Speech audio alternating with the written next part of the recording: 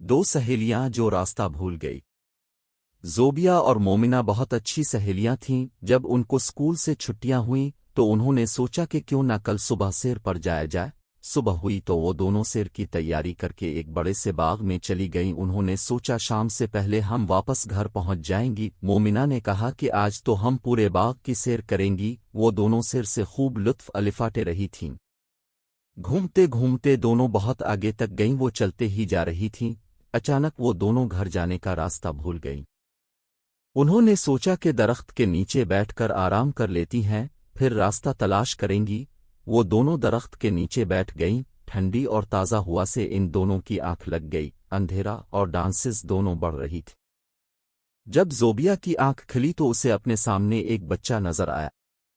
وہ اس کے پاس گئی اور پوچھا کہ تم کہاں رہتے ہو؟ اس نے کہا میرا نام عمر ہے اور میں اس باغ کے بہت پاس رہتا ہوں، لیکن اب یہاں اتنی رات کو کیا کر رہی ہے؟ زوبیا نے کہا میں راستہ بھول گئی ہوں باہر جانے کا، کیا تم مجھے راستہ بتاؤ گے؟ عمر نے کہا اب میرے پیچھے آئیں۔ زوبیا اس کے پیچھے چلتی رہی اور وہاں مومنہ کی بھی آنکھ کھل گئی۔ وہ ڈانسز سے کانپ رہی تھی۔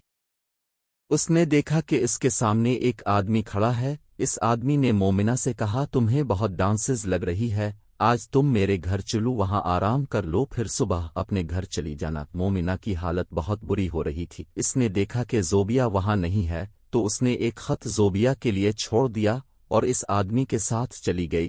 جب زوبیا نے آ کر وہ خط پڑھا تو وہ گھر چلی گئی اور صبح اپنی کزن فاطمہ کے ساتھ آ گئی۔ جب اس نے اس آدمی کا دروازہ کھٹکھٹایا تو اس نے کہا کہ تم دونوں یہاں کیا کر رہی ہو؟ انہوں نے کہا ہم یہاں اپنی دوست مومنہ کو لینے آئے ہیں۔ اس نے کہا یہاں کوئی مومنہ نہیں رہتی اور دروازہ بند کر دیا۔ اچانک فاطمہ کی نظر مومنہ پر پڑی۔ وہ اوپر والے کمرے کی کھڑکی کے پاس بیٹھی تھی۔ انہوں نے سوچا ہم رات کو آئیں گے۔ ان کی قسمت اچھی تھی کہ رات کو وہ دروازہ تھوڑا سا کھلا ہوا تھا۔ وہ دونوں اندر گئیں اور اس آدمی کے کمرے کو کنڈی لگا دی اور اس کمرے میں گئیں جہاں مومنہ تھی۔ ان دونوں نے جلدی سے مومنہ کو باہر نکالا اور پولیس کو فون کیا۔ جب اس آدمی نے پولیس کے آنے کی آواز سنی تو اس نے بھاگنے کی کوشش کی مگر دروازہ بند تھا۔ انہوں نے اس آدمی کو پولیس کے حوالے کر دیا اور خود واپس اپنے گھر کو چلی گئیں۔